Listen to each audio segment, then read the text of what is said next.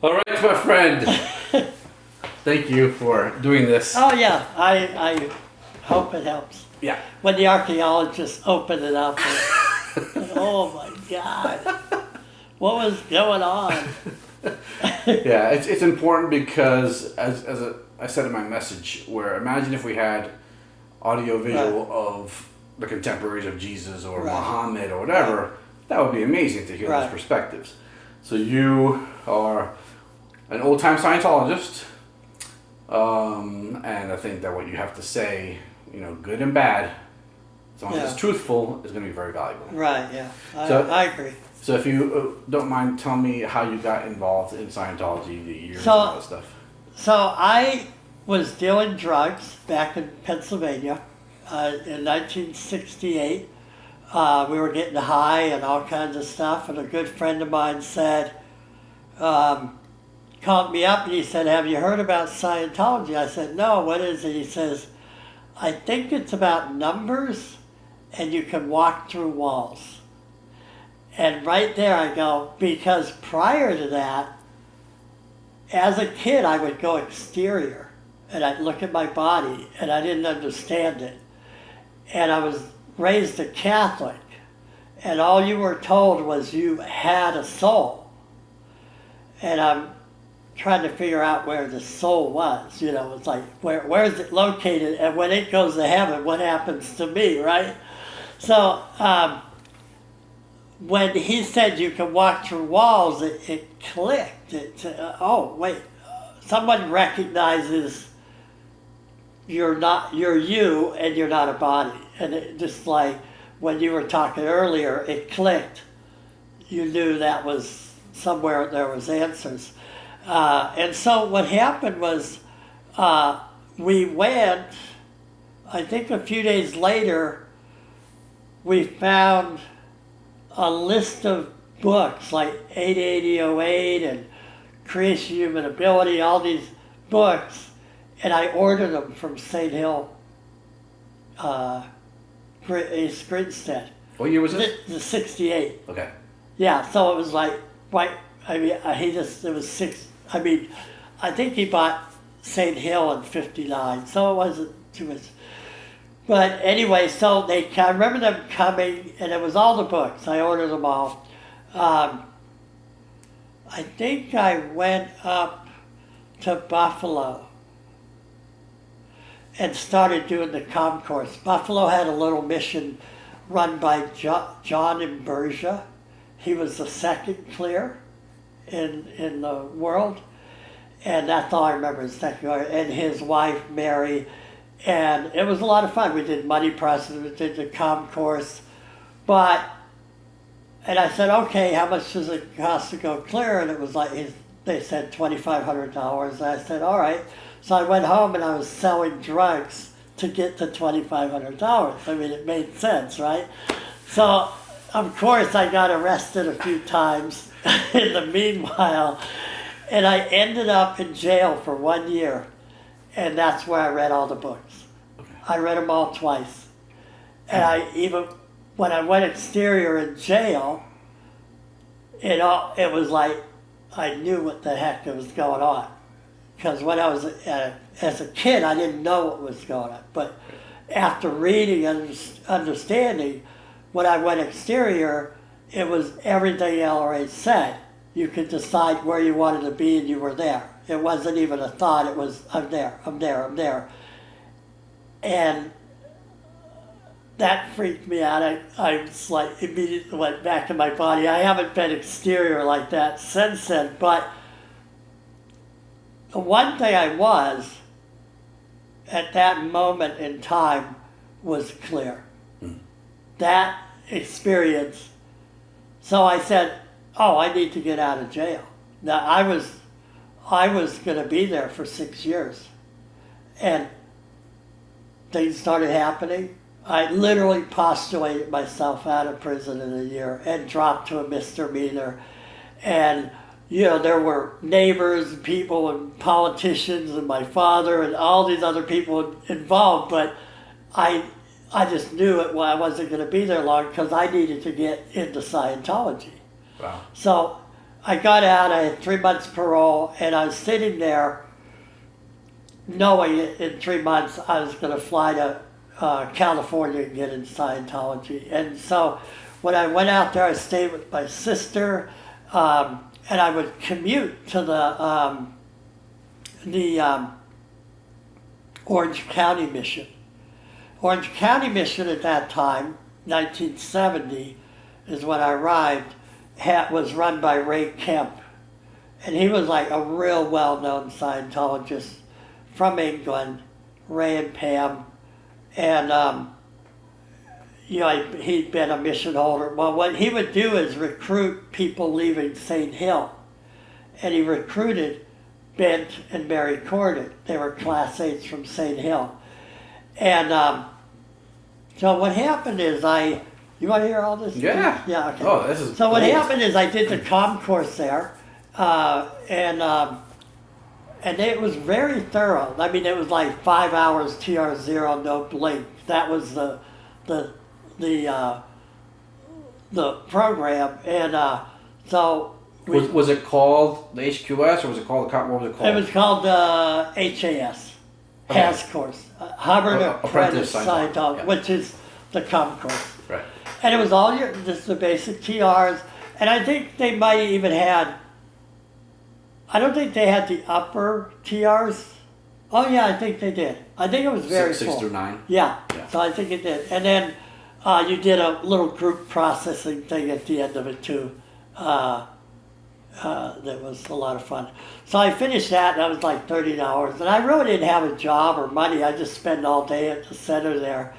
And so they had a bunch of these mini courses, mini org board course, executive org board course, things like that. And I go, well, I'll do the mini org board. It was like $15 or something. And so I did it in about a day and a half. I mean, it was like, and I said, well, what can I do next? They said, they were all looking at me funny, who is this guy, right? So I did the executive one, and that took me a week, Okay. maybe 3 days or 4 days. And it was play demo, the awareness characteristics of each department and how it worked. So you did all that. A lot of policies, and I just read them like they were a comic book. I mean, they were easy to read. Right. It was like, and meanwhile, all the execs there are looking at me and Bent, the word's getting out. This guy is like a policy guy, right? And so Bent approaches me and says, we'll give you your grades if you come help us open a mission in Riverside.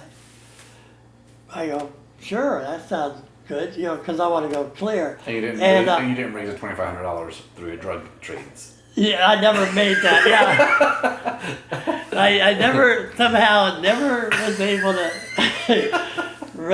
sell enough drugs to go clear. Oh my! But anyway, so then I went up. We went up to Riverside. We rented a little place. Meanwhile, there's this political war going on. Ray Kemp didn't want Bent to leave and open a mission. So there was all this political stuff going on. I really didn't pay that much attention. Bent really enjoyed the legal aspect of it all. But anyway, they finally granted him a mission in Riverside. But we had a little mission, a little thing in Rubino, which is in Riverside, next to a massage parlor. And guys are wandering to get laid, would wander into the center. It was really hilarious. So anyway, I got the wrenches from LA would come to any little mission group, and I got rezzed up on the OEC course. It was $700, and I didn't have it, but I think my dad helped me out with some of it. I pulled the money in somehow, and I went up and I did the OEC course in 4 weeks. I just stayed there. Woke up at 8 in the morning, 10 at night. Did all the volume. It was like, to me, it was like candy. 0 through 7. You finished in 4 Yeah, weeks. all of them. Wow. And it was like, I know this stuff. So I came back and put up this big 9-division org board and looked at it. We're this little mission, 3 people. And I goes, I gotta figure this out. There's something to this. And we just started pulling in people little by little, and we found a little house in Riverside on the corner that we rented. And I just said, and that's when the volume, in 71 and 72, I probably finished the OEC in 71, if I remember right. So that's when all the data series and all those are fresh.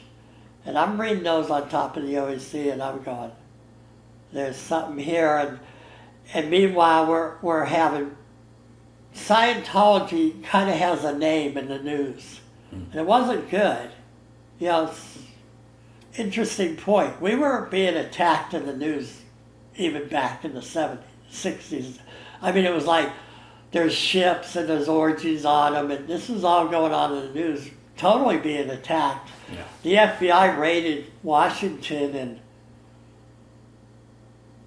in the 60s, I think.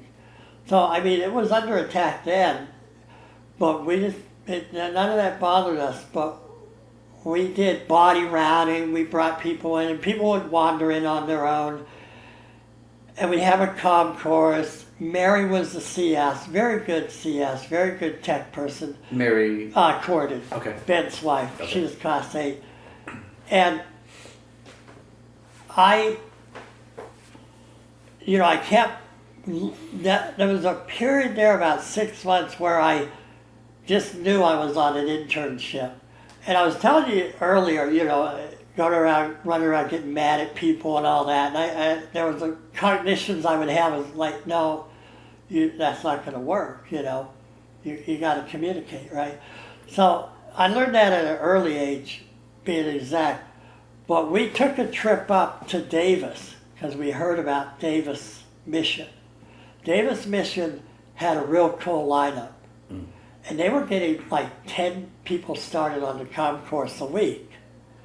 And so we're going, So we went up there. I sat there for the whole thing, just listened to what the rundown, came back, put it in, and then made it better. And we started getting 10 people, 15, 20. We started making 5,000 a week, 10,000 a week, 50. We just built up a big reserve. We had $500,000 in reserves. And so we found this building in Riverside. It was an old YMCA building for $135,000. It had 2 gymnasiums, a pool. It was a big, beautiful building. Ben still owns the building. He got it back from the church. Oh, wow. Yeah. So it's downtown Middle Riverside. It's worth $10 million today. But we ended up buying property around the building, too. Okay, so I'm going to pause you right here. Okay, Yeah. Because before I forget this point, what did you do to boom that mission? Because you said that you... Yeah, I'm going to go over that. And I did Okay. do a video called Riverside Mission, but I'm going to tell you right now. So the lineup is this. You have disseminators. So what they do is they go out. We had about 5 of them. They go out and invite people in for a lecture on communication. They may have mentioned Scientology, I'm not sure. But that wasn't, we found that you don't eliminate the word. You don't hide things. So they go out, they all get like 10 appointments.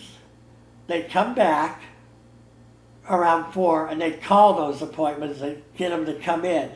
And then there'd be a lecture. And the lecture was all about the ARC triangle communication and how communication could fix your life. A staff member delivered it. It wasn't an LLC. Yeah, Okay. And we had a lecturer, and he'd give the same lecture. We honed it down. I would have her literally listen to it. I bugged the lecturer, and we just kind of fine-tuned that lecture. Right. From there, and there was a certain setup. I'm going to move from our little mission. We did it all, the little house was like so many people there that you could feel the house move. We had to move to a, so when we moved to a big place, we had like 30 or 40 staff, and now it was so big, it was like amazing. But we had a great lecture. I tore down walls to make little reg rooms, because when they did the lecture, the disseminators and the regs would come in and talk to people while the regs were regging them on one thing, the concourse, for $50.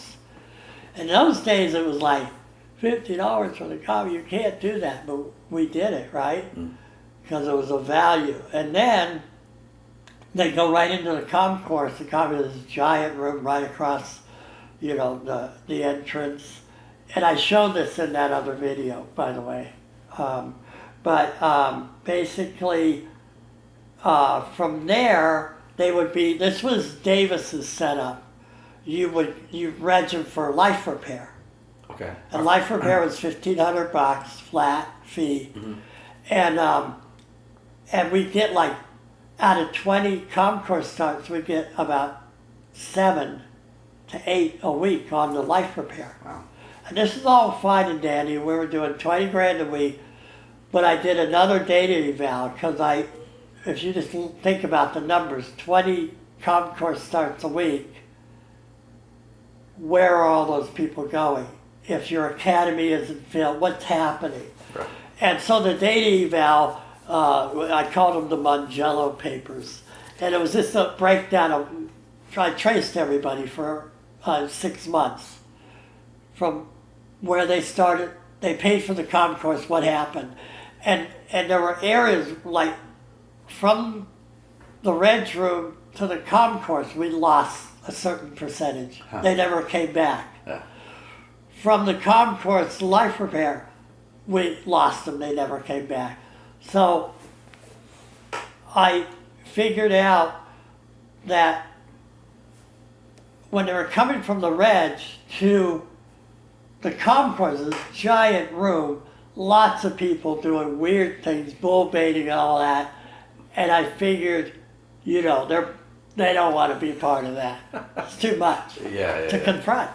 So we built the soundproof wall, and so when people came from the reg, am I still in? Yeah, you're good. Okay, so when they came from the reg, they came into a room with just them, and maybe one other, and in there, so their first thing is where they met the supervisor, said, okay, you're coming back. So when they came back, they did OTTR0 for a little bit, then they went in the big room. Gotcha.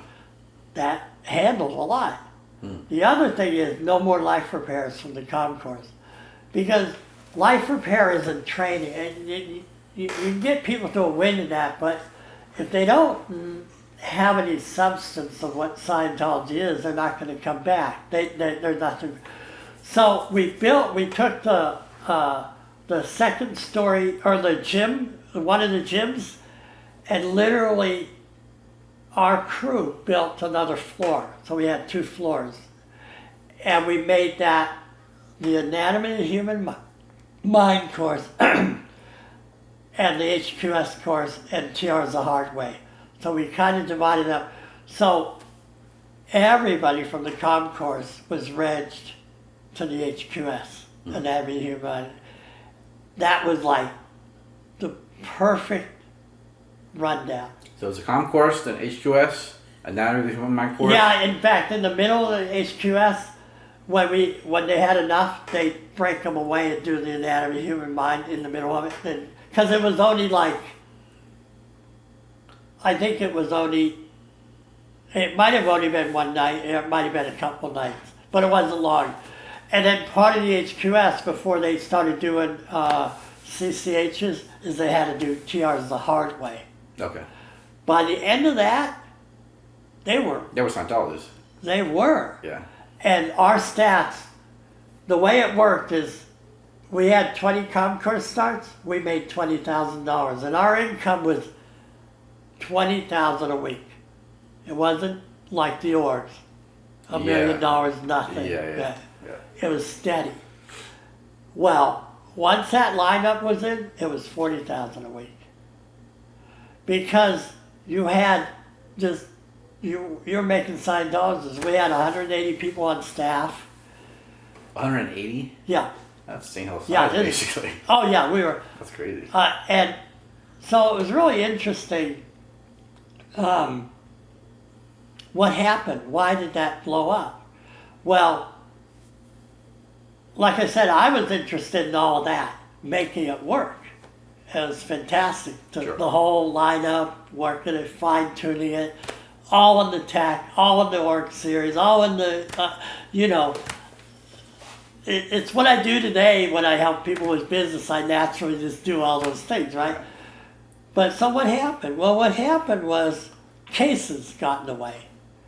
And I'm going to tell you what I think about all that. But basically, the minute people started getting into clear and OT is when they started going freaking nuts. Wow.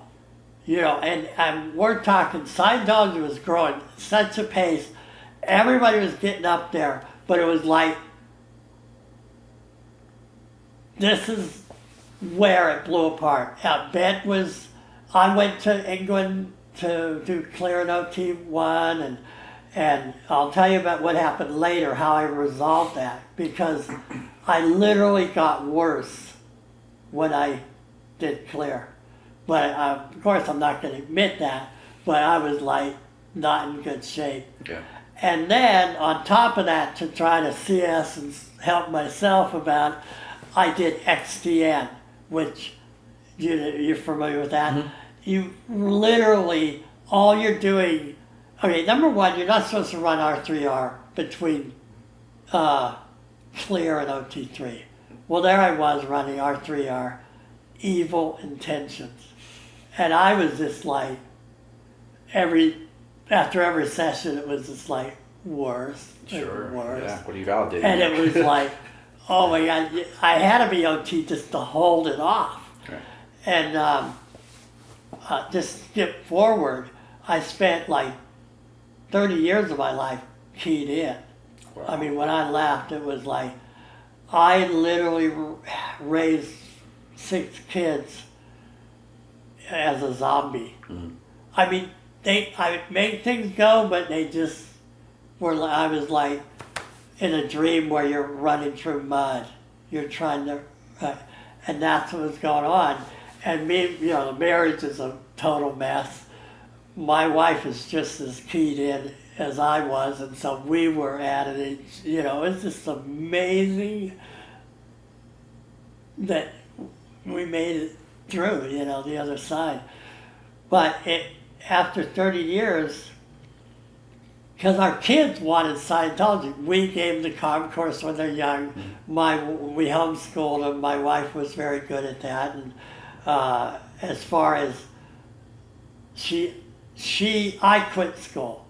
I could care less if the kids went to any school at all. Mm-hmm. She encouraged them to go to junior college, but she homeschooled them, and they all went from, at the age of 15 or 16, they were in junior college already, and they're all like totally successful now, and they're all OT knots. They're all off. Never went to the church. They're all 5 of our kids are done knots and OT levels and all that stuff. It's really amazing. But me, Charisse would drag me and go, you gotta go in session. Finally, I agreed to go in session with this one guy.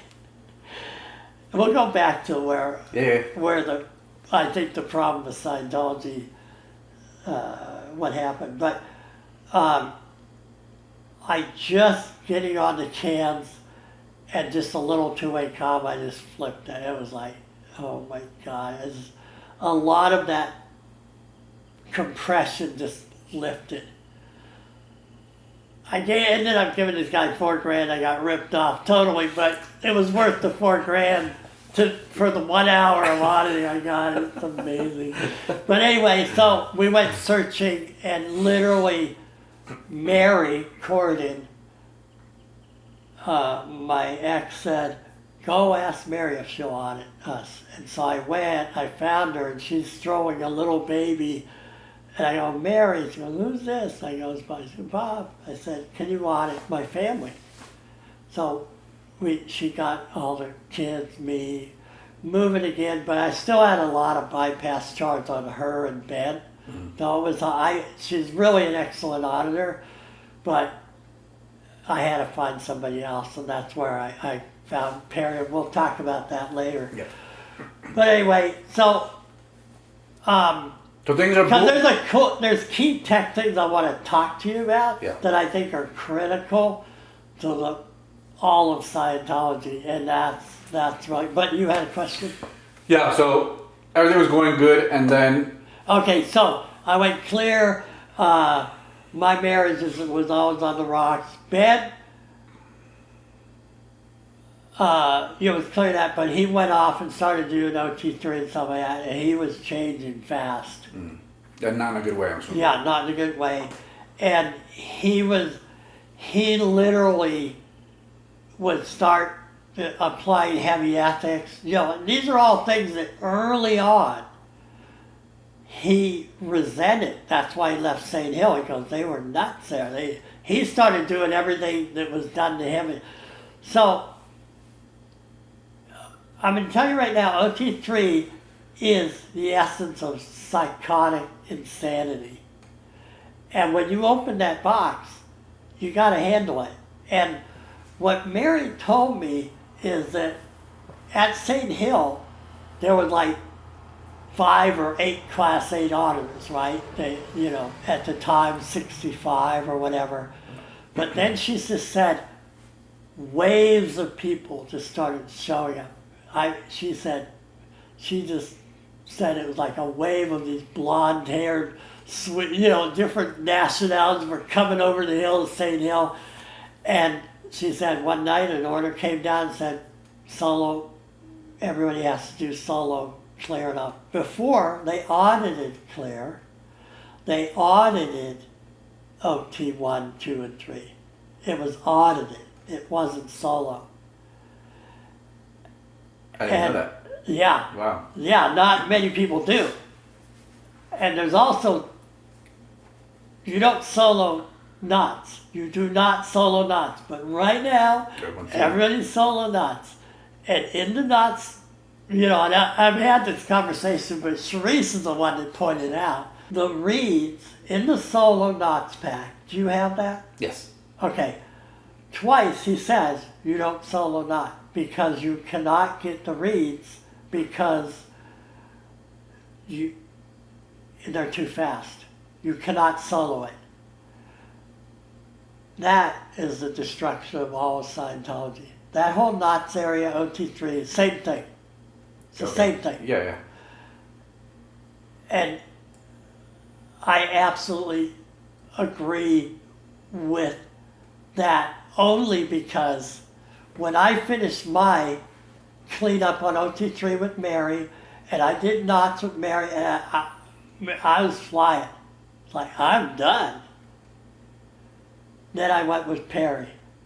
And we're going to have a discussion about what he did. But I'm telling you, I don't know that he knows what he did.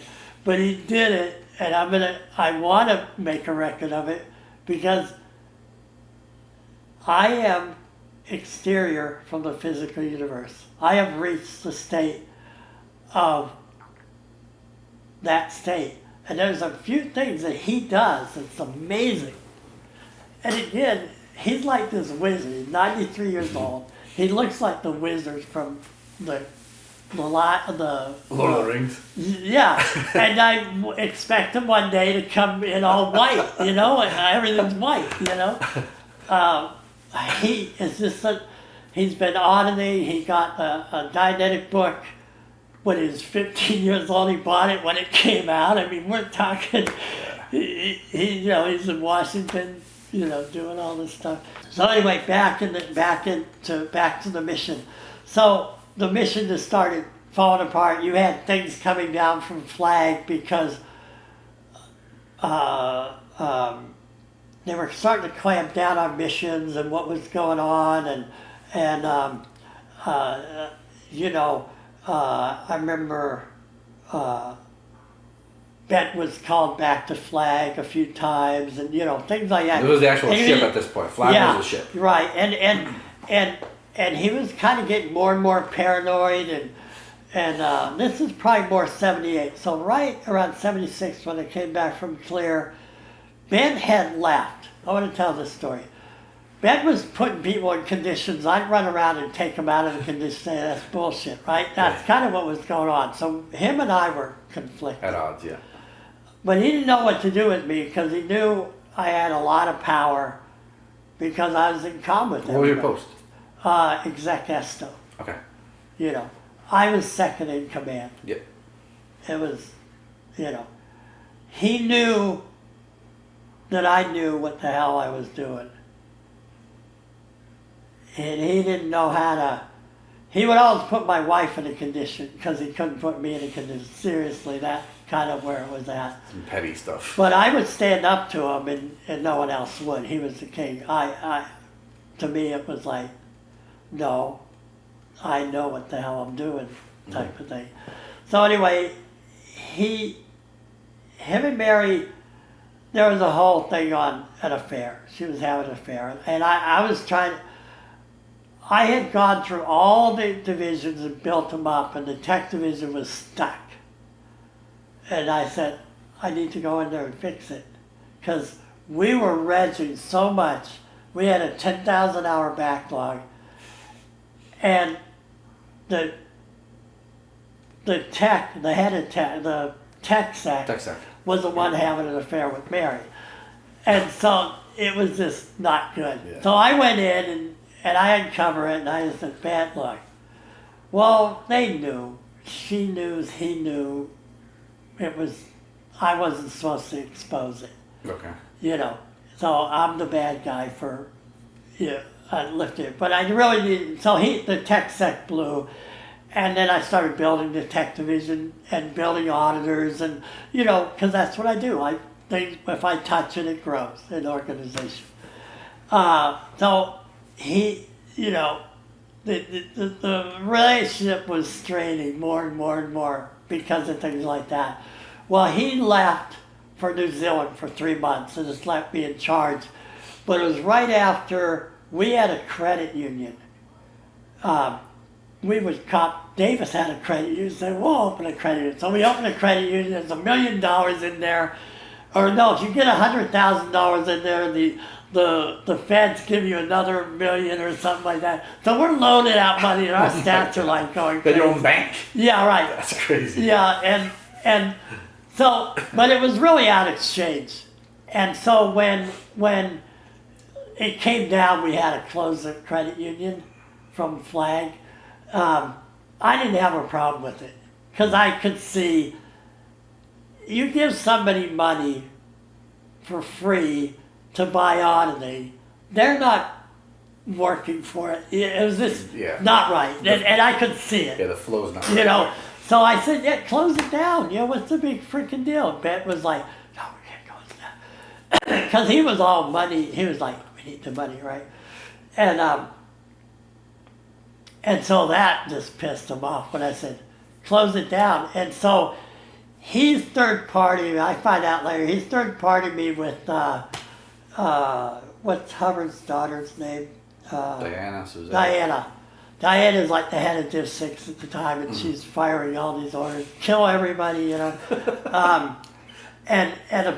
he says to me, he goes, well, I don't want Diana to, I'm trying to protect you from Diana. I said, well, from what? Well, they want the credit union closed. I said, well, close it down. There's nothing to do it, right? So we ended up closing it down, and our stats just stagnate. They just really just start crawling on the bottom. And I knew the reason why, because you inject, like anything, you inject fake money. Yeah.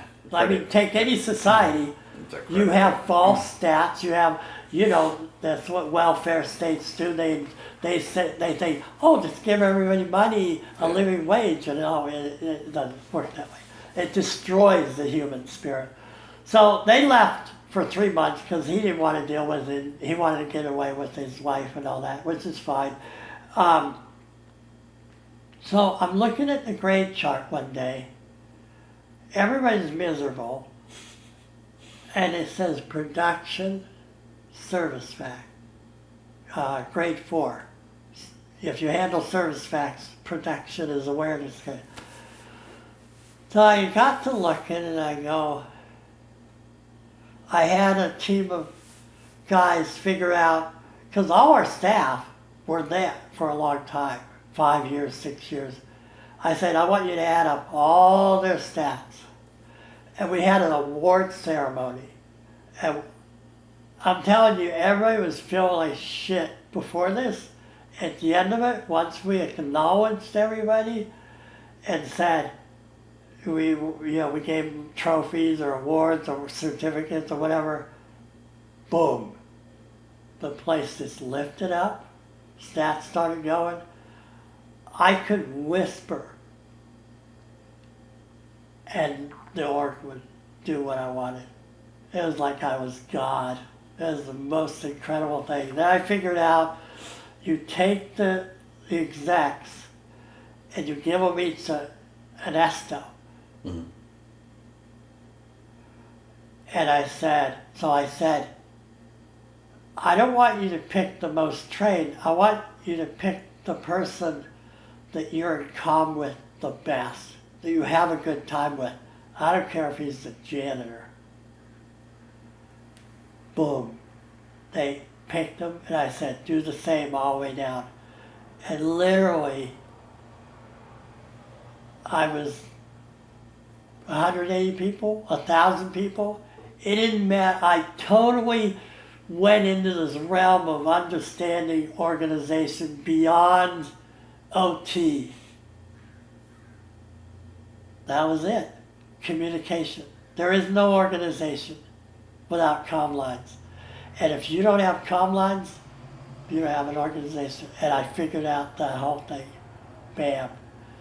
Meanwhile, Ben's getting crazier and crazier, and finally he takes me out to dinner. He goes, if I leave the church, will you come with me or will you go with the orgs? Mm-hmm. I said, I'll go with the orgs. And that did it. He declared me suppressive. I was suppressive with full pay. Meanwhile, they have this mission trying to, they're trying to declare banned and all this. So they get a hold of me, or my ex got a hold of Woodruff, in Orange County was now org, and he was, Woodruff. Yeah. And so they interviewed me, and then they started, that just opened the gate. They wanted to know his overs. So I said, yeah, they wouldn't comprehend, but they were looking for like, is he stealing money or whatever? But it was a mission. You can't steal your own business. So whatever was about to happen, it was effed up. The only true correction would be to have audited Ben. But he was so keyed in. OT3 is a third dynamic in Graham. And it was, I didn't know OT3, I was OT1, clear, keyed in, evil ins. I just had to get out. Because I just said, until I figure out what, I knew the answers were in Scientology, but until I figure that out, I don't want to be a part of it. Because I don't understand anything from what I used to understand. Right. And you would attribute that to basically running R3R as a clear. Oh, yeah. And well, I did for the longest time. And I even went to, so I'm keyed in, we're living life, I'm keyed in as hell. And kids are growing up. We were always in, like, never had money, it's just like this whole poverty thing. And I started a business Actually, in the early 80s, we went back to Erie, Pennsylvania, where I grew up. Okay. And my ex, we got to get back into Scientology. What's your ex's name? Joan. Joan? Yeah, Joan. She was #1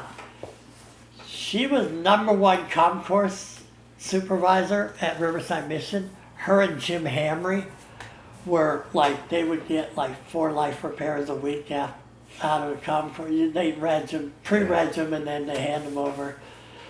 So they were like thousands of people that got into life repair. Really a lot of confront. But anyway, so let's see, where do I take you from here? Yeah, so she's always wanted me to get back, and there was a little mission in Riverside. I went there, and then I ended up, she got me to go to Buffalo, Org, and be the ED of Buffalo, Org. What year was this? This is like 82 or 83. Okay, so 78 you left, 82 you're back. Yeah, 83. But and did you get undeclared, or what happened? Oh, well, Ben couldn't declare me. He was a mission holder. Oh, okay. Yeah, so it didn't mean anything. Gotcha. What he did meant nothing. Okay. But, so, went there, and again, I'm in this fog. I'm totally keyed in, but I'm putting all the things in, but it's like my heart's not in it. I'm just doing it mechanically. And we end up in New York for some award ceremony. I'm looking around, and somebody accused me of stealing some money, and I just said, I looked at my ex. I just walked out. I said, this is insanity. I don't want any part of it. And I got on a plane. I flew to Erie. She flew to California. She's from California. And stayed with her mom and that for a while. And then that's where I opened a pizza shop, and I did stuff different, different stuff like that. But yeah, so in there, she's like, you gotta handle your case.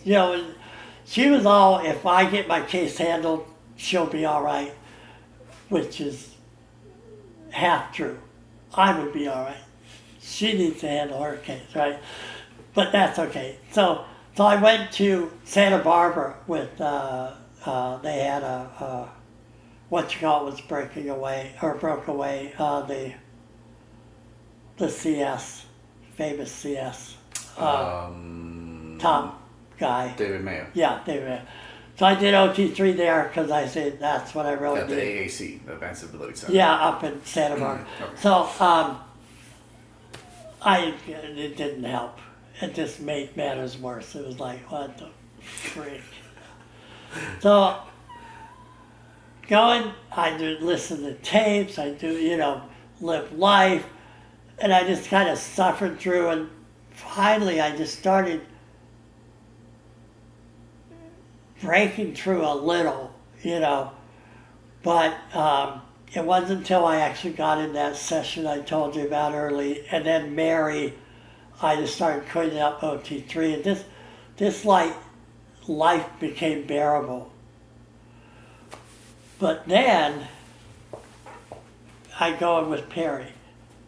This is when? And when did that start with Perry? Now, I'm going to say maybe 3 years ago. Okay. Because I haven't had any sessions for about a year, and we did it for a year. So let's say 3 years ago. So he sits down and he says, what hat would you say you're wearing right now? And I looked around and I said, barely existing. So he got me to describe what freaking hat I was wearing. Right. It was amazing. The treason formula, basically, right? And then he said, what condition are you in? And then what he would do is he'd run BTs. He doesn't call them BTs, he calls them other beings or something like that. Yeah, but what he would do is help me audit them. Mm. And he goes, look, LRA says this. No one does it. He says, you may have to run a BT to clear. Exactly. Right. The great chart. You have to literally you have these beings, and so I was uncovering, and I like I said, I found an incredible flat point, and I was at a flat point, but it still doesn't mean they're not there. And so he would get a calm line, we'd get him calm, and let him go. And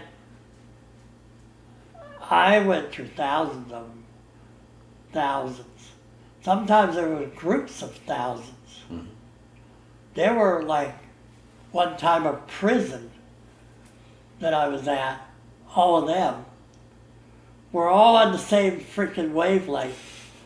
And so then there's synthetic ones that are implanted.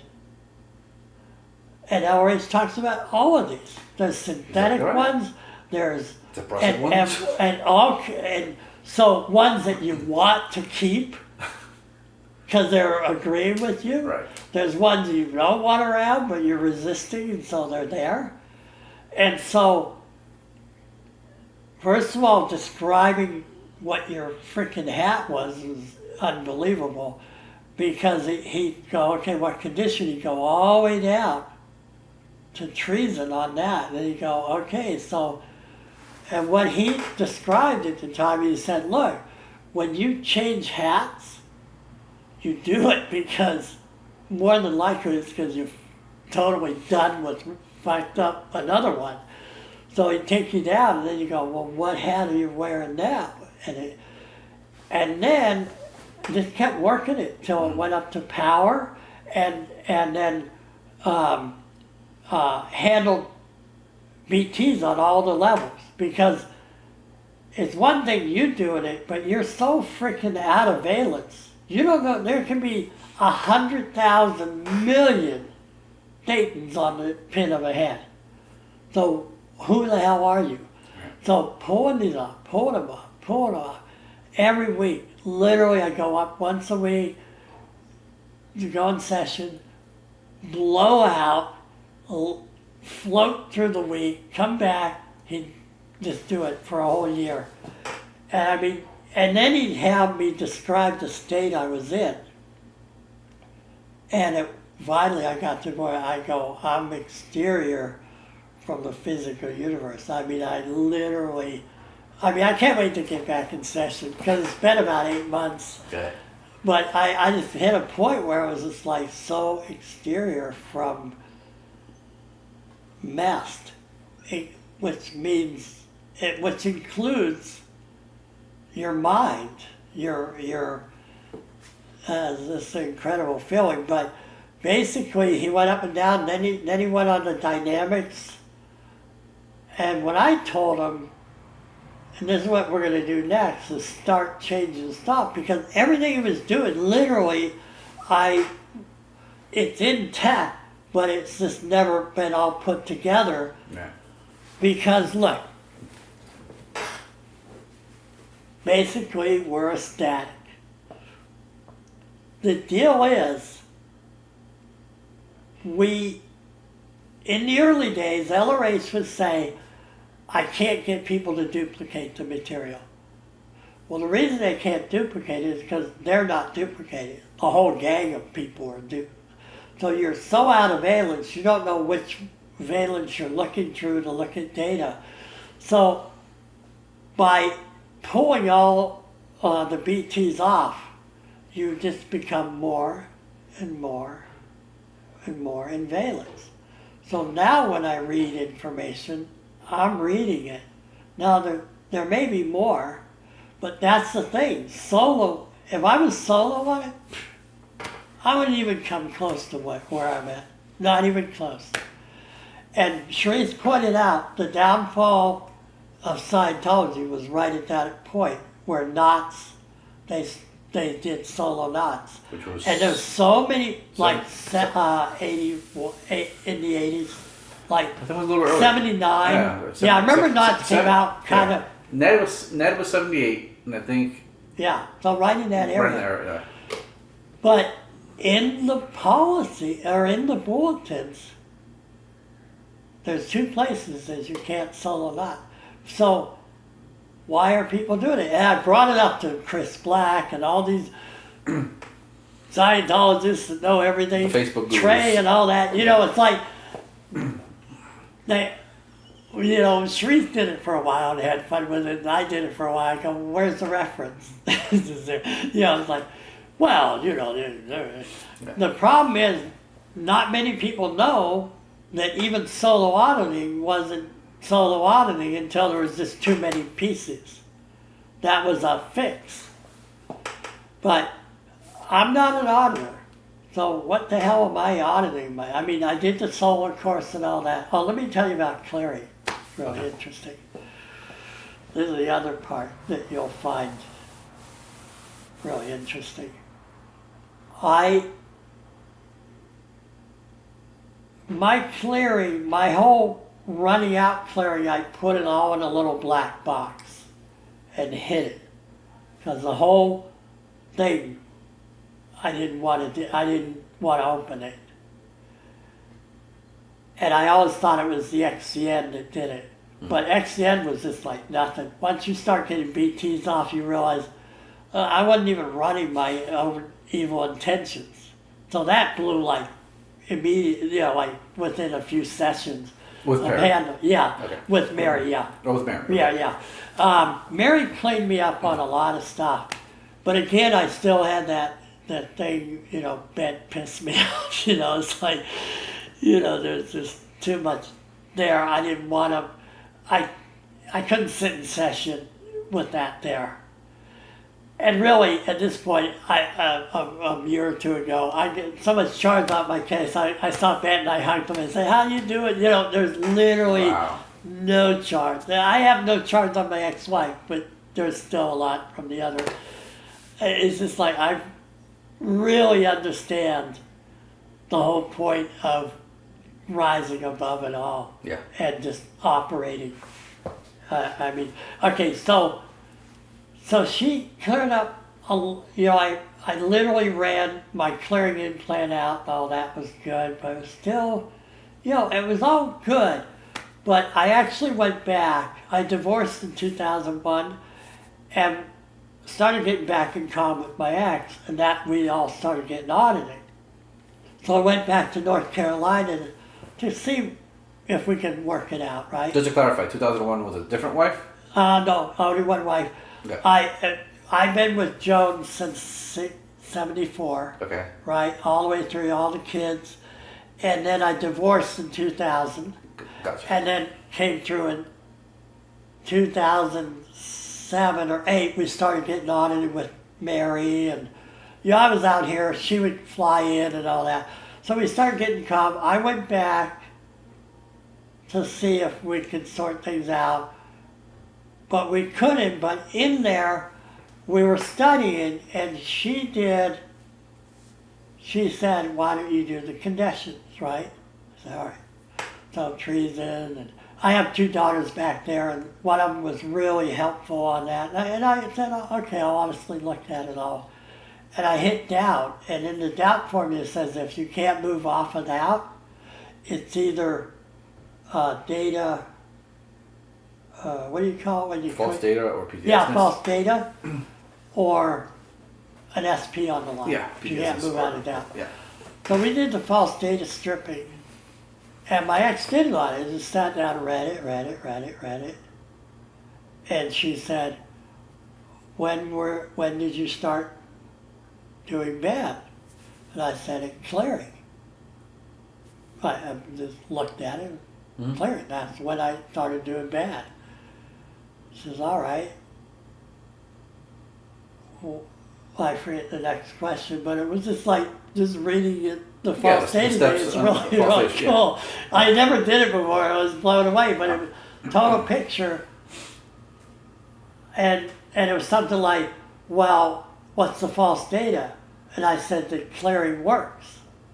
She looks at me and I go, all of a sudden, I go, I was stuck in the clearing implant. Literally, I used to run the Div 6 getting people into the clearing implant station, and there was someone similar to LRH giving the lecture on clearing. So I had literally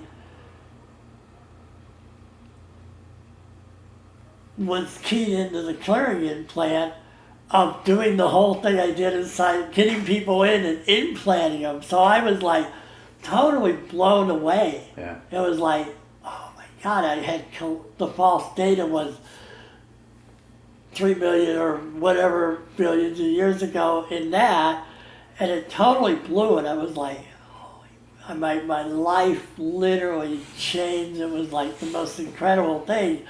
But of course, at that point, I go, I shouldn't be here. Like this, that was when there was no hope for getting back together and all that. Yeah. But even later on, I want to tell you something, and that is, have you ever heard about Last Time Around? Yep. When I heard that was a year ago, I forget, somebody went over, I listened to the whole thing, and that totally made sense. The Last Time Around. Captain Bill stuff. Yeah, and it was like, that made sense because I had done Scientology before. Interesting. Yeah, and it was the final piece of the puzzle. What specific aspect of clearing? Do you mean the actual clearing course where you run the R6 or? Well, what happened is all in this moment was, number one, that when I ran out in clearing in St. Hill. Of the clearing course? Yeah, the clearing course. I was stuck in the incident of clearing, because I was already clear. I overran it, and I kept trying to, when you run R3R, over and over and over, it's like you start mocking up stuff to run rather than saying, I'm done. Right. You just keep pulling more bank in and running it, more bank in. I did that on the drug rundown after a few hundred hours on the drug rundown, I finally go, what the hell, Yeah.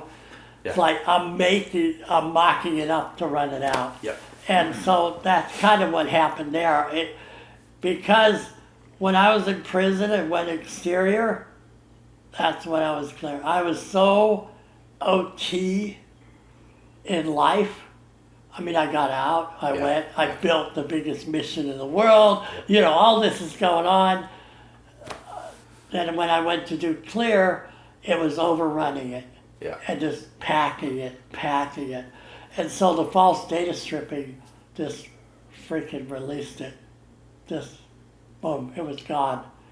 And at that point in my life, that was like 5-6 years ago, my life really, really, really, really changed. I was able to, it was like I was centered again. And then I went ahead and, later on and did the knots with Perry and all that afterwards, but that was a defining moment in my life, that false data stripping. What about very important. What about OT drug rundown? The OT what? The OT drug rundown, OT4. Oh, I've done all those, yeah, with So you did Mary, OT4, all the 5, different 6. ones, yeah. Okay, so you did all that. Yeah, I've done those. Seriously, the key points in my life were power processing, and I don't even know if they have it the way they have it before.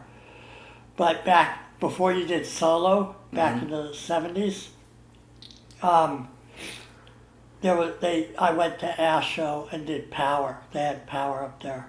That was defining, major. The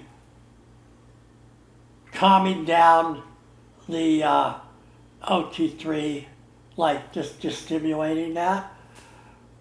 And then that false data stripping on clear was like, that did it. And then this nuts. Well, the L's, I can't, they were incredible too. Did the L's with Mary. Okay. They were really phenomenal.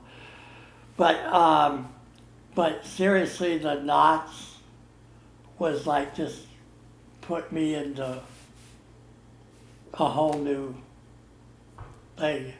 I mean, I remember running out being old and lifting that off. Literally, it was like another body left me that was an old man. That was, I mean,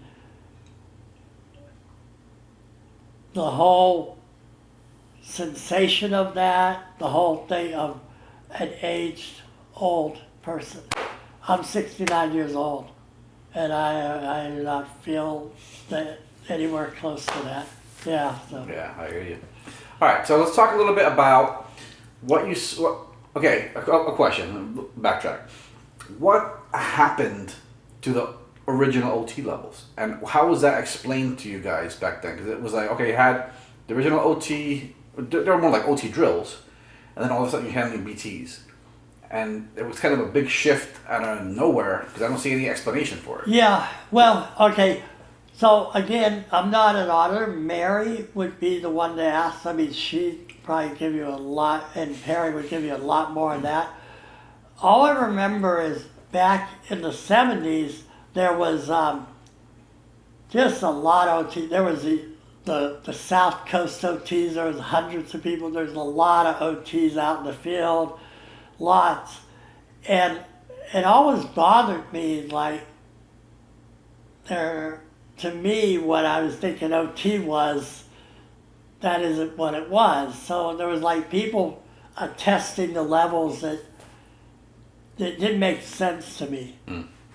Like, and from all the years from that point to now, it's definitely the minute, when I talk to people, they say OT3 is just like a science fiction, a fantasy, and ridiculous and all that. It is truly the wall of fire. But I don't think, there is definitely no lineup to handle cases like that. There's no CS, an auditor. We used to have an AO where all that was, if you got messed up on it was the AO. And all that's been destroyed, and you can't go to the church and handle it because they're not even close to it. Closest you're going to get to it is some old timer like Trey or what these guys that have experience. Yeah. So, but as far as what happened, from my point of view, is OT3. And there was no getting around it. He had to take us to that point and unravel it. And I really think OT3 is the famous Excalibur. I think that's what he talked about, and people keyed it. But nowadays it is very common that people talk about spirits around them. Yeah. I mean, there's a lot of people I know, and they go, yeah, they're here, they're around. So that, I think, it's really interesting. This is my point of view of LRH. Yeah. He wasn't here to be nice to anybody. He was here to get the information recorded and put down. And he seriously that was what he wanted to do and did it. And literally wrote up, his whole hat write-up is there. And if you read the power change formula, that's all it is. Right. He literally handed over his hat to us. Right. And we're out here peeling, having cognitions on the admin scale. Meanwhile, he wrote all of it in 15 years and gave thousands of lectures. There's no mortal man on earth that could do that. I was telling my ex the other day, I was like, after many years of work, I could have probably come up with the tone scale and maybe the chart of human eval and been like, this is a huge contribution. And that would have been it for me. I mean, that's one iota of what he put together. It's mind-boggling how much he you can take a policy and literally write a book. You ever hear of Dave Ramsey? He has that whole, the Dave Ramsey, he's it's really cool. He's a Christian, and he has the pay off your, everything all right? Yeah, we're good. Okay. His whole thing is pay off your debt. Okay. And he has a radio station. He's a multi-millionaire, but his whole story was so many years ago when he was young, in his 20s, he had all this real estate. He followed all the real estate gurus. He had $5 million, and then the market went out, and now he owed millions of dollars. Yeah. So he took the Bible and he studied it and worked it, and then he figured out this whole system. And Dave Rim, I mean, it's an amazing success story, and he's got so many people. They have debt-free screams when you listen to the radio. They call in and go, "We're debt-free." Okay. Anyway, so I listen to it all, and I'm listening. Okay, so do this. You know, this is the conditioned formulas. He takes people that are in danger in their finances, applies that. He has a danger formula. They change your working, you know. Your operating base. Yeah, your operating base, all that, normal, everything is the thing. You can literally, yesterday I was listening to a thing, he's talking about biology. He goes, oh, somebody should take this to become famous. He's just literally on one of his lectures in 10 minutes, he's talking about something to do with bacteria. Mm. And that he showed how if you blow smoke at bacteria from a cigarette and it dies, the second generation will remember it, and the third generation you can blow steam at it and it'll get sick and die thinking it's cigarette smoke. So we got bacteria. Yeah, and so he's going over it. Incredible tape. Did you ever see him personally? I've never met him. Never met him. And I'm almost thankful because the people that worked with the stories they tell are like, he was ruthless. And that's why I say, I don't think he was here to be nice to anybody. He had a mission, he did it, and no matter how many complaints you have about it, I mean, I was happy that because I talk to him when I read the material. He's talking to me, I'm listening. Yeah, pretty much directly. Yeah. Yeah. That's LRH. When people say he yelled at you and threw it off the shift, I don't know what to say. I'm just glad I wasn't there. You know, I can see why people are like hate Scientology and all kinds of things, but man, the information is so unbelievable. Here's how I justify that, because of course you have to, you have to justify it. You have to rationalize it. Yeah, rationalize. Yeah. So it's like, as somebody else confirmed this the other day, I was like, when you are dealing with something so critical, and people keep screwing it up, you got to do something at some point to get through. You know what I mean? The issue is that it seems like that one point was carried on in the execs, and all the rest was kind of forgotten. They dramatized what they assumed his viewpoint was of a situation, and it wasn't. Right. And it could have been that one particular instant, that one, I think... No, it's like... Trey said that it was like about 6 weeks that they were doing overboarding. Only about 6 weeks. It was a very small amount of time. They were doing what? Overboarding. Oh, overboarding, yeah. You know what I mean? But it got dramatized forever. Exactly. Yeah. And then I'm like, well, what's happening? The reactive mind is trying to handle the reactive mind. Right. And it's just... Yeah, right. No, you're right. It gets there. Now... Quentin Hubbard, 1978. Quentin, commit suicide. Right. Ostensibly. I wasn't there. I was a small child. I wasn't even a Scientologist. Right. So what was that like? How did you find out? This is how we found out. Ben read it in the newspaper. It was in the newspaper. It's a regular newspaper. Because we're in Riverside. It happened in Nevada, somewhere in Las Vegas. So he reads it. He tells me and he tells the different staff and that. And the one guy would always come down from LA or came down, and Ben said, well, what about Quentin? He goes, what about him? He goes, well, then he died. and like they didn't tell. Nothing was reported to any of the orgs. Wow. And no staff member reading newspaper, you know, it's Right, like they're right. totally. So it was like total hush hush, but eventually Mary Sue did write a letter about it. Oh, really? And I don't know what, I can't remember, but she issued something about it. Like, you know, just, you know. But here's some other inside scoop. Mary was on the ship, and every time, apparently he was gay. I'd heard that. Quentin, yeah. And no one wanted to audit Quentin. His folder would be pushed around because the old man was right on it, and they didn't want to be wiped out by RA. So his folders would just, no one would confront him. Anyone that audited them didn't audit them. They were like, I quit, you know what I mean? But Yeah. so a lot of,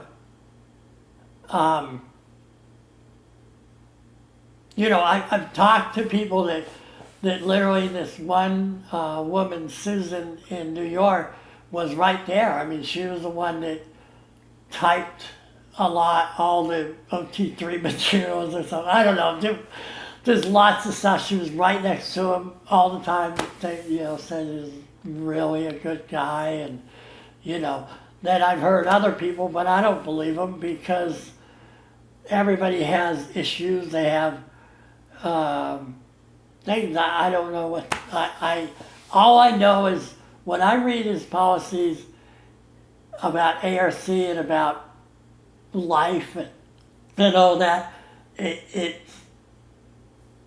I just don't see it, you know. Yeah, that is one thing which is difficult for me personally to reconcile, because I'm like, he's, you know, very top of the food chain as a man, very perceptive, and for 78, that's kind of, to me, when a lot of things went south, because Right. it was Quentin, then the Guardian's office. When I left. Then 82 was the Mission Holders Conference, Right. where apparently a lot, I mean, just devastation to the network, and apparently we haven't recovered Yeah, since then. that was a total destroy it. Yeah, and then to allow Miscaviage Right. to take power, Pat and any broker are gone, and Mayo's gone. Yeah, they got rid of anybody, How, everything. knowing who LRH was and how capable he was, how does that happen? And I think he left a lot earlier than they say he left. Like, when did they say he died? 84? 86. Yeah. No, I think he was dead, like in 1980. I think. What do I know? I really, there's a lot more people a lot closer. But somewhere number one, we're talking Russia, American government, Russian government. How many countries want information on how to control people, their minds? Literally everybody. And we're talking power, we're talking teams of people that are targeted to do that. Something happened there. And I don't know, I think he had, I mean, if you had an imposter, the first thing you do is get rid of anybody that ever knew the real one. Mm-hmm. So I think the real one was either murdered or captured.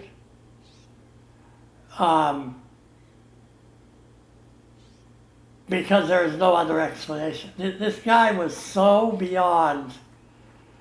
If you listen to the Esto tapes and that, he had it all wired. He had it all down. He was wrapping it up right there in 72, 73. The sci-fi books, when did those come out? Which was Mission Earth? Yeah, and all those. I don't remember. I think Mission Earth was early 80s.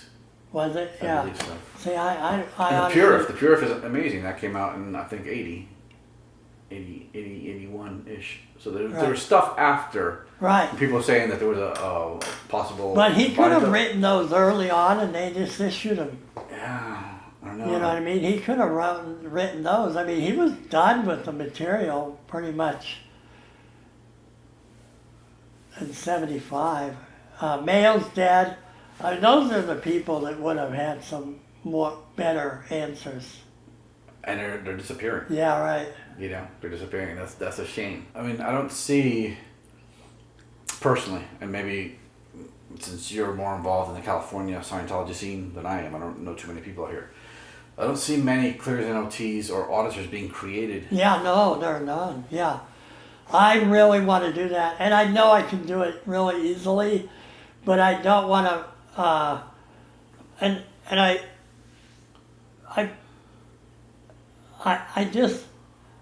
I imagine I could get people to have money together and try to formulate it, but I'm not like that. I have to do it. I don't want any boss above me. Yeah. Ever since I had Ben, he was really incredible in the beginning, but if somebody keys in and they're your boss, Yeah. it's not Very good. well.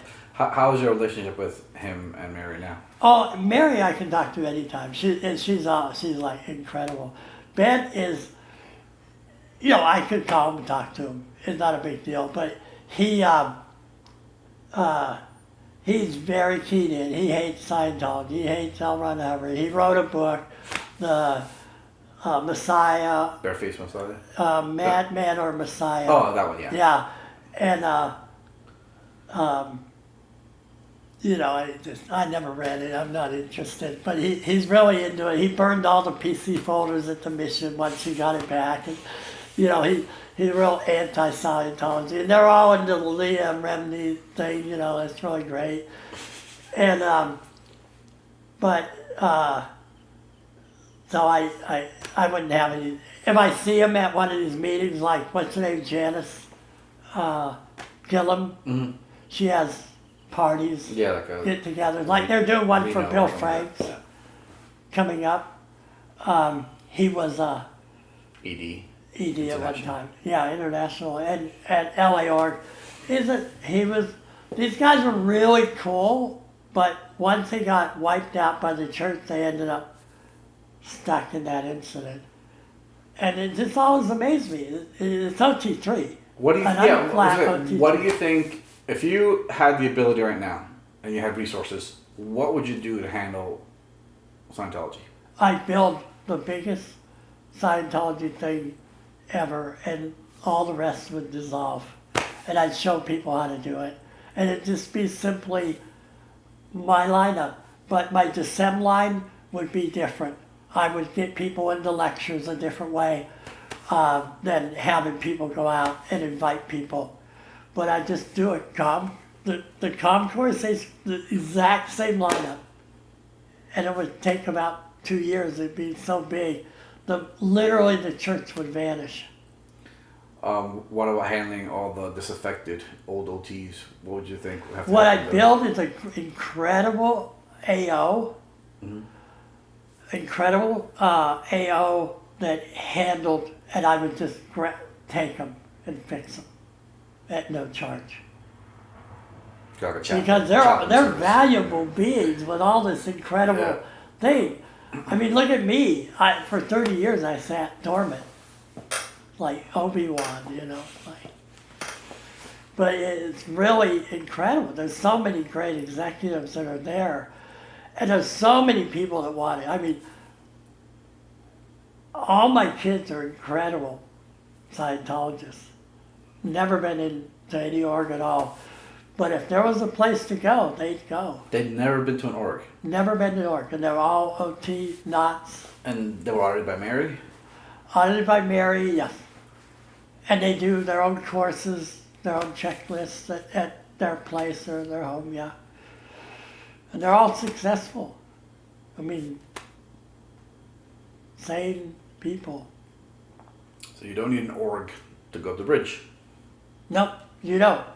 But to answer your question, that's, if I had all the resources, which that's what I'm gathering, that's what I'm doing.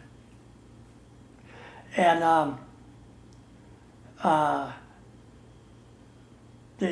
that's all that needs to happen. But it's really interesting.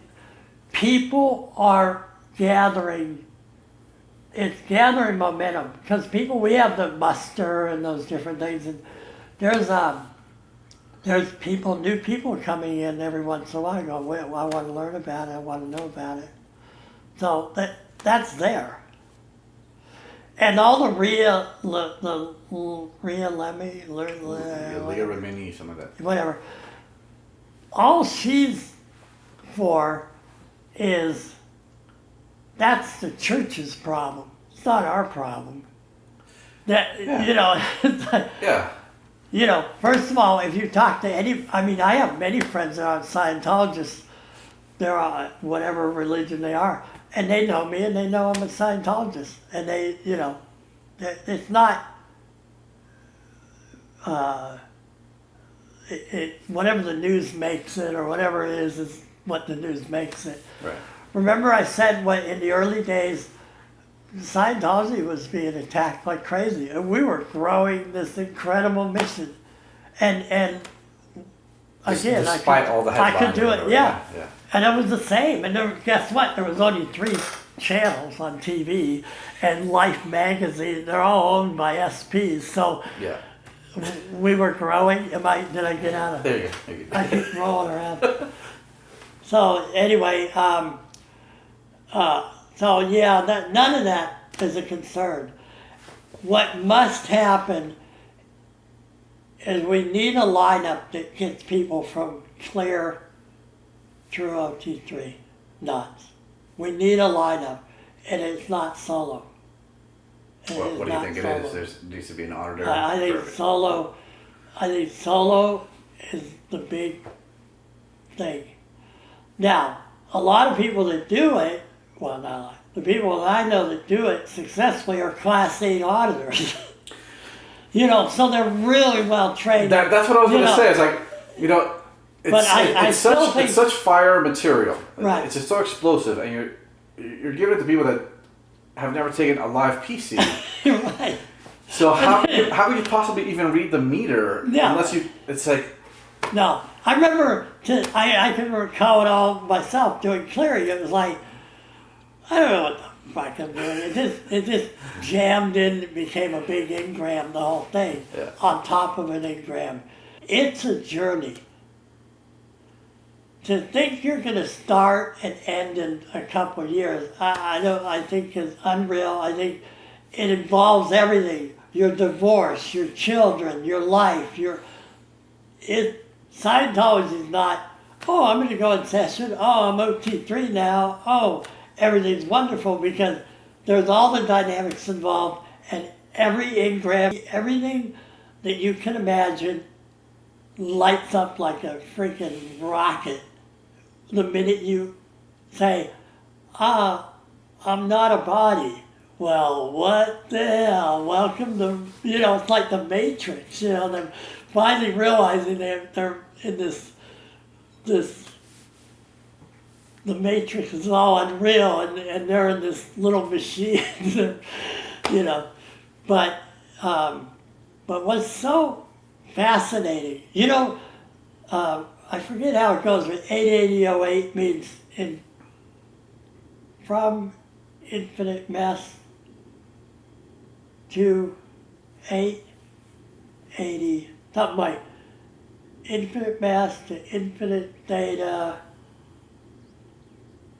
to theta to infinity, or something like that. Yeah, the infinity of mass. Yeah. Not the infinity of theta. Yeah, right. That's the kind of That's our journey.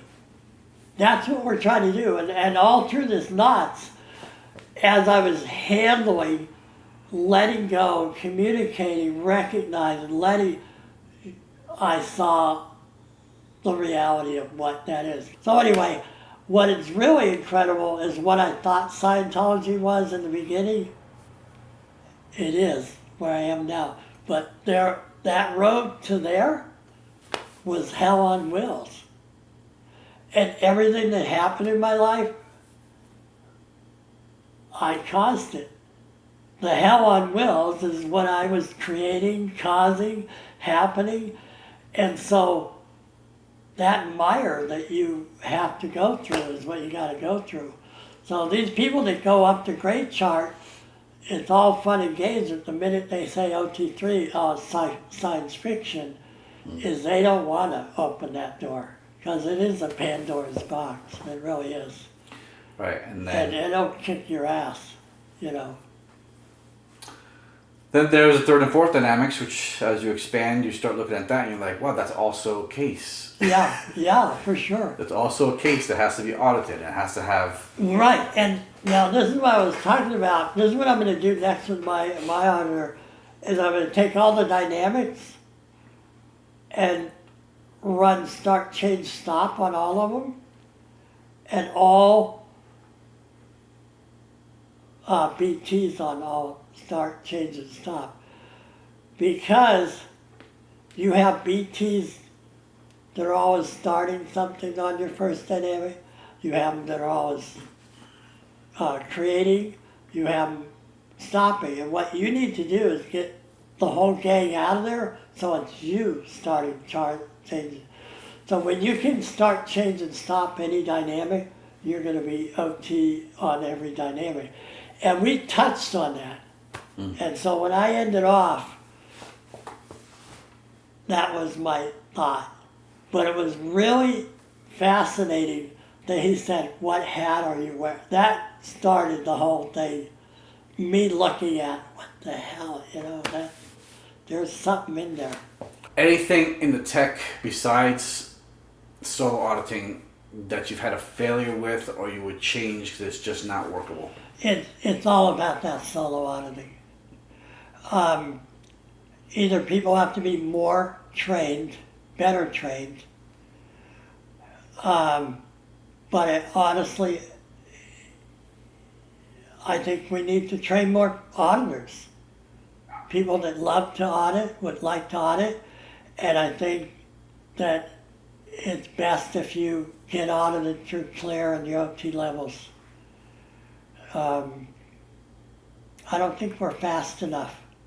I think eventually, where I am now, I can see a possibility, but to get there, you need to be audited. I don't think you're going to get to a level of that possibility without having help, two-way comm. Because when you're two-way comming and then now you're two-way comming to others and handling them, you need help. And it's really amazing when you have that.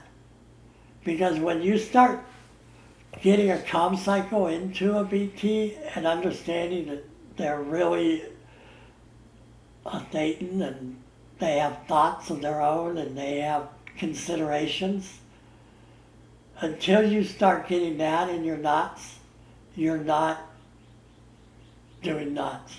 Are you looking forward to OT8? I don't even, I'll do it, but I have no clue what it is or anything like it. And if it is a real one, I have no clue what it is. I don't know that I'm looking for it. I'll do it. But what I know now and what I've been through or know is it always goes back to the basics. And that is start, change, and stop, the 8 dynamics, and the first 10 axioms. And anything audited toward or around that gets you there is auditing. There in the FEBC tape number 2, he talks about, he goes, you can even do your own, come up with your own auditing, it just better work, or you'll get in trouble. I've heard that on a few tapes. Literally, the technology's there, and if you run it, if you go toward Theta, you're going to be all right. if it builds up charge, it's not a process. Right. You know, so. But there's so much tech. But I just don't think it was put together by anyone, the top end. I'm talking about from clear, just through OT3. I don't think that's been done right. I don't know. And I think literally those okay. In the early days, LRH was having trouble getting people to duplicate because bottom line is they weren't there. They weren't in charge. So he comes up with the CCHs, TRs, real low graded, just to get somebody knowing they're in control of their body.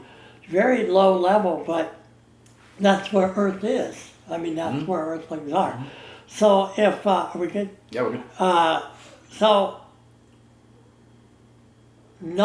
just get them to the point to confront knots, to remove all the identities, so they're themselves, not anyone else, they're really truly them. Now audit them. I was considering doing the grades over. That makes sense. Because what the hell? Who was running the grade? Yeah, me and 10,000 other people. You know what I mean? I think, and don't quote me, I think that might be handled on 8. Yeah, what? That might be handled on 8. Oh, okay. Just from what I've heard about it. Oh, I see, okay. Which makes sense. Yeah, right? Yeah, I'll have to do that. Yeah, I'm going to be getting back in pretty soon. And but it'll be a lot of fun. But I'll tell you, I definitely, absolutely was crossed over the point of kind of like, I don't want to tell people about Scientology because I'm not sure myself. Not that I'm sure it doesn't work, but I don't want to get them to where I was. I want to get them to where I am now. Right. Winning. I understand. So even if they're shit dug in, I'll know they can make it. I completely understand that because I'm in the same kind of boat. Yeah. Let's talk about something we haven't actually talked about, which is Miscaviage and his rise. Right. And that whole thing. Because 78 was where we kind of left off. As far as organizationally, you talked about personally. Organizationally, 78, you left. Right. There was issues. So I left and I was out and I went back. And I think there was some different people. I don't know if Miscaviage was taken over quite yet by 84 or 83. Yeah, by 82 he was. He was in power. Oh. Yeah. Well, I really didn't. What I remember is like Jens Vod was in New York. Jeannie Franks, Bill Frank's ex-wife, and somebody else. I remember Captain Bill in the early 80s was, and then he left. But when I finally left, I was pissed. Because I could sit, because I was in New York, I saw it all, and I go, this is disgusting. This isn't Scientology at all. So I was gone, and I didn't pay any attention to it. Other than my ex, I was going, my wife at the time, I was going, we got to get incentive, we got to get, she kept trying to get back in the church. And finally the church, I think, they wouldn't let us in. They didn't declare us, but we just couldn't get back in for auditing.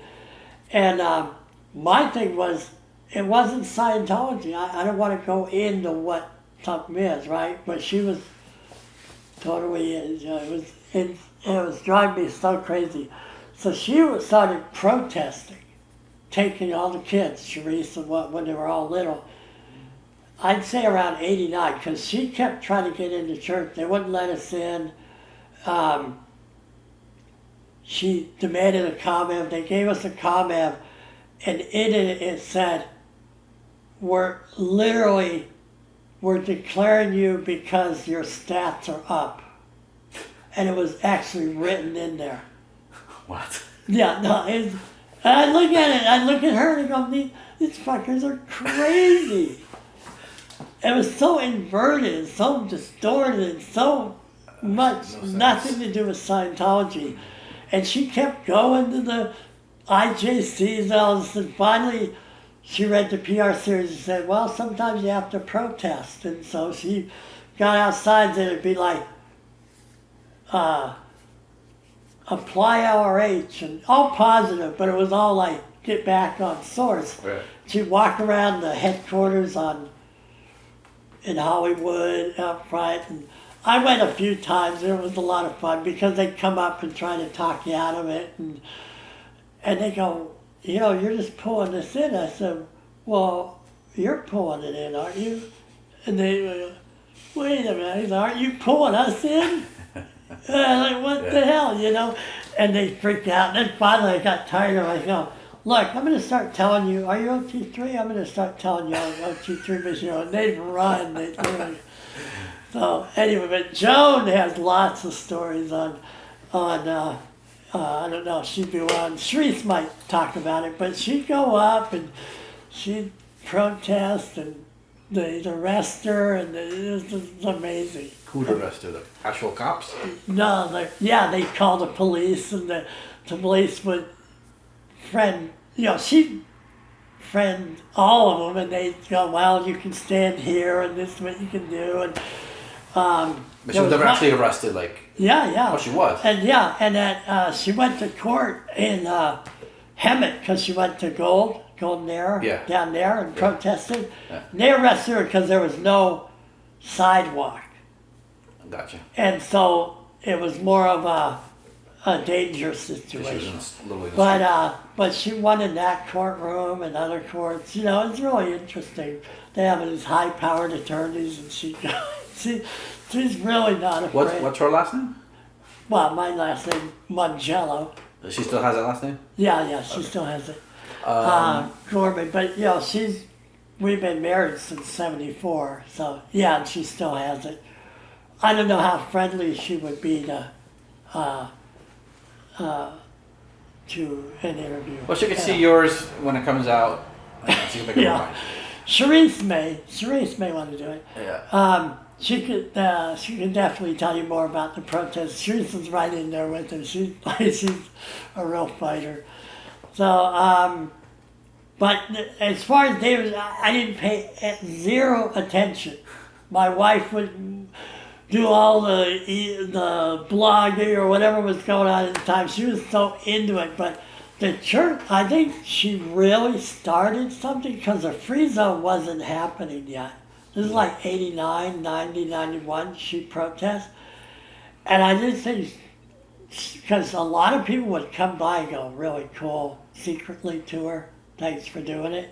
So it was like, I think she started the whole thing, because they send investigators around, and she'd get come into our house, and she'd just get calm with them, and they wouldn't come by anymore,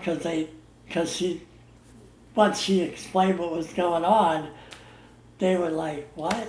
Why am I doing this, and the church sometimes would send people to talk to us, and we turned them. The IJCs would blow after they talked to her, because, it was insane what they were doing.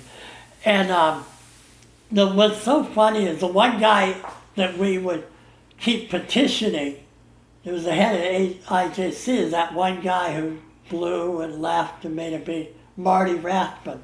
Oh, yeah. So anyway, he opens up the whole thing, and everybody's listening to him, and my video on Riverside Mission, somebody posted it on his thing, and 3,000 people watched it. Like, it was like an instant, I became a success, right? Right. Because they're all, remember the old days, right? Yeah. And Marty would get in comments and said, Marty, you need to, you screwed my whole family over. You need to apologize, And Sharice started commenting with him, and he's a squirrel. I mean, he wasn't a Scientologist. He was battering Scientology, and she would just point that out. And Sharice has handled so many things. When she started to muster, still Scientology was like, She wanted positive. because what was on the internet was all negative. Yeah. So she just wanted, hey, the Scientology's all right. And so she had a big effect on the field. She went around and she'd have parties and, she did a lot like that. So, yeah, she really just kept pointing out because all these people, important people in the field liked Marty. And, she would just say, look, the guy's not a freaking Scientology. He hates Scientology. What are you afraid of? It was like they were afraid to say anything bad about him. Yeah. Yeah, I was never fond of him nor Mike Rinder because I saw how what a total asshole Rinder was to people, like brutalized them and and all of a sudden now you're a hero. I'm like, he's a hero making money off of. You need to apply some conditions, dude, because you ain't on my team. Yeah, you know what I mean? Oh, absolutely. And Rathbun was like, he's a total and she would point this out and it was finally he just kind of disappeared, but she just went on the full, would take nothing, anyone that protected him or anything. She said, what the hell are you doing? You're doing what you're complaining the church was doing. Yeah. If we're talking the truth, but the same with Mike Rinder. These guys have so many overts on people. And what do they complain about? Scientology, well, they were in charge. Right. They were in charge. Right. While all this shit was going on, why are they heroes? Right. They were the ones freaking executing it. Exactly my point. I don't understand it, and I don't get involved in it. I don't comment on those things. No. I'm doing something else, But still, it's kind of like... No, it's a fact. You're absolutely right. Well, I didn't do that because I'd be doing what I'm doing with you right now, being pissed off about it. So I never got into it because I knew someday it would work itself out because the bottom line is the material's there. Right. And it's there. And the truth can try to alter it all over, but no, there's too much of the real stuff out there. So it's going to survive. And these people that are assholes aren't, And the Theta will rise up, and it is. It's come a long way. Because the free zone used to be hate Scientology. That it was all. Oh, I thought it was basically like.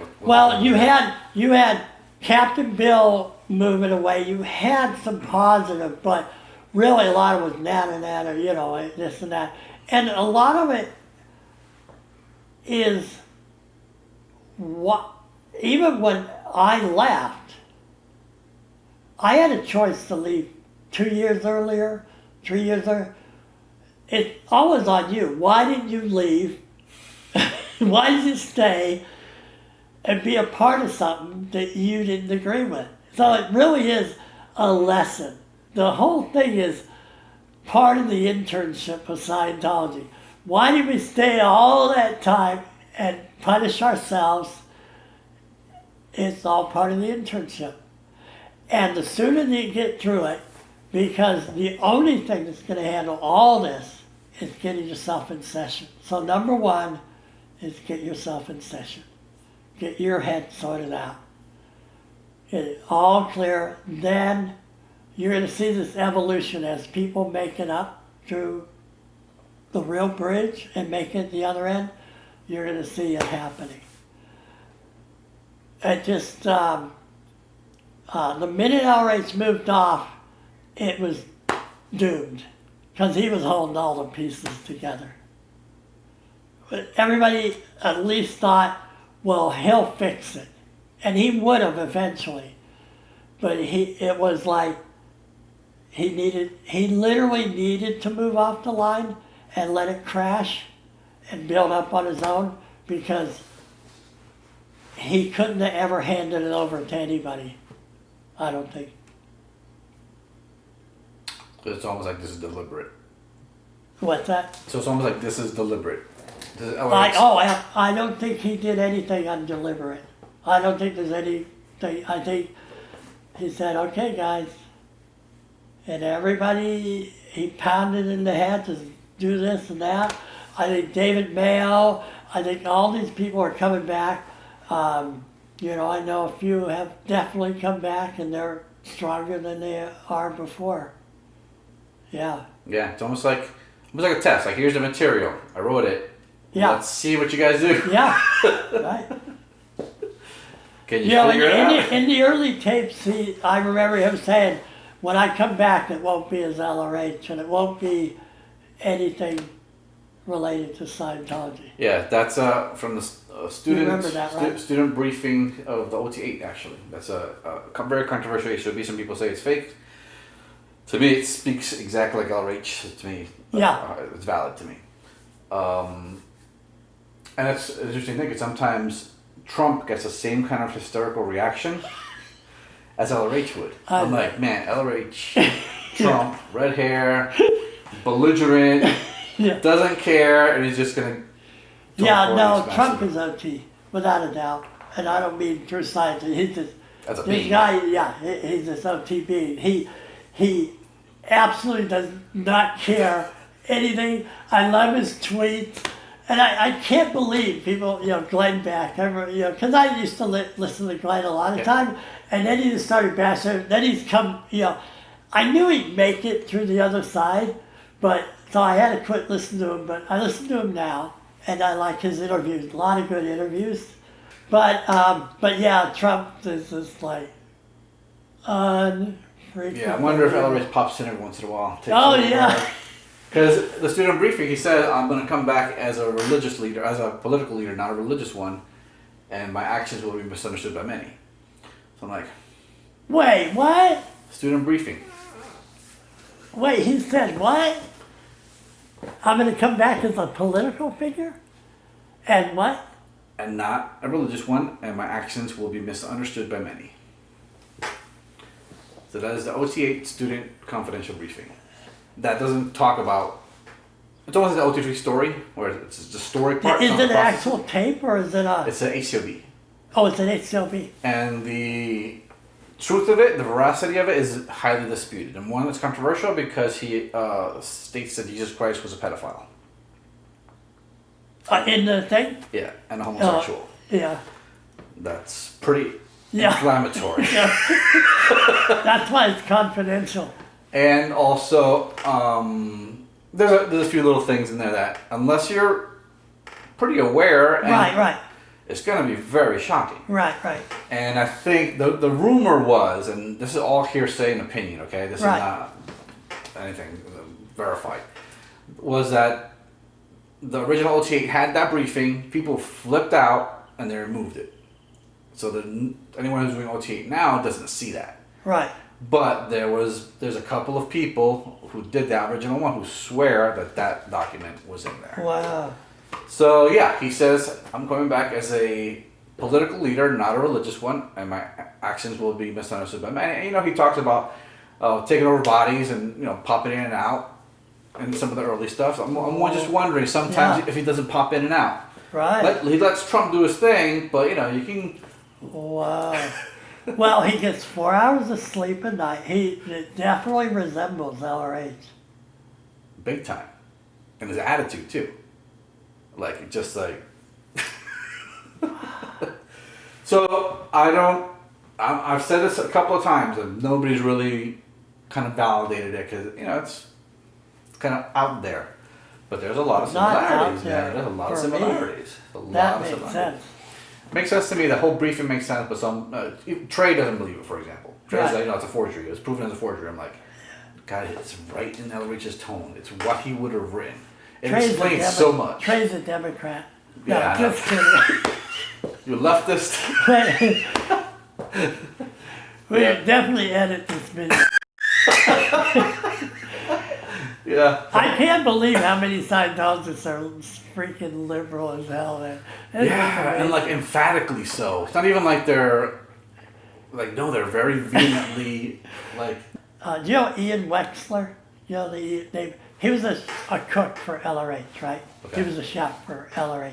Okay. He's very conservative. He goes, he turned conservative when he word cleared the Constitution. Huh. So he goes, the minute I did that, it was like, all of a sudden I'm not liberal anymore. Yeah. My friend, we were driving 3 or 4 years ago before Trump was elected. She goes, yeah, I'm voting for Hillary. I vetted her, and she's the one. And Ian and Charisse and I look at each other. Wow, my God. It's a classic SP. It's like, my gosh. Like, the 12 characteristics. Like, just check off. You can double them. You can, like, these SP and all dynamic, who was this, like he's a poster boy for an SP. Is Dick Cheney. He even shot his friend. Yeah. Like this guy. I know. So that's why I'm not a Republican. I have a good friend, Randy. I'll tell you, the book I want to write is a hat write-up of what the hell, the way it should be. I mean, ideal scene. You have, even the political system, I'm so, because men are aberrated. And so the minute somebody has power, any money, they're going to be buying. Like, Ocasio-Cortez was paid for. I mean, this Netflix movie they literally have footage of her as a bartender. Yeah. That was all planned out. Yeah, exactly. And she's a complete, absolute moron who doesn't know what a garbage disposal is. I mean, it's unreal. Yeah, it's pretty ridiculous. It's like, there's got to be a plant there, because that's all they talk about. I don't know of any other congressperson besides her. It's like, who do I talk about? Trump, AOC, Pelosi, and Schumer. Yeah. I don't know anybody else in Congress. Right. Like, no idea. Oh, Maxine Waters, a crazy lady. No, you're right. That's it. So AOC is like this rising star. I'm like, I don't know. Are they trying to is it just trying to make controversy so we are distracted? Yeah, right. Yeah, you know what exactly. I mean? Yeah, I don't watch the news at all. Yeah, I'm just going to build my pizza empire or whatever else, and then get together, and I'm just going to gather people, and we're going to plan it out. How about to your friends out in the field who may be feeling even like bent or just like keyed in, disaffected?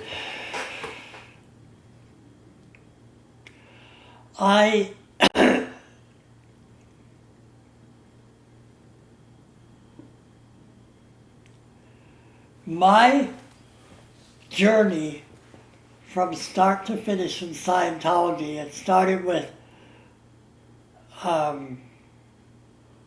hope and promise that Scientology worked and that man could be free. And the journey from then till now, which is about 50 years, was impossible at times.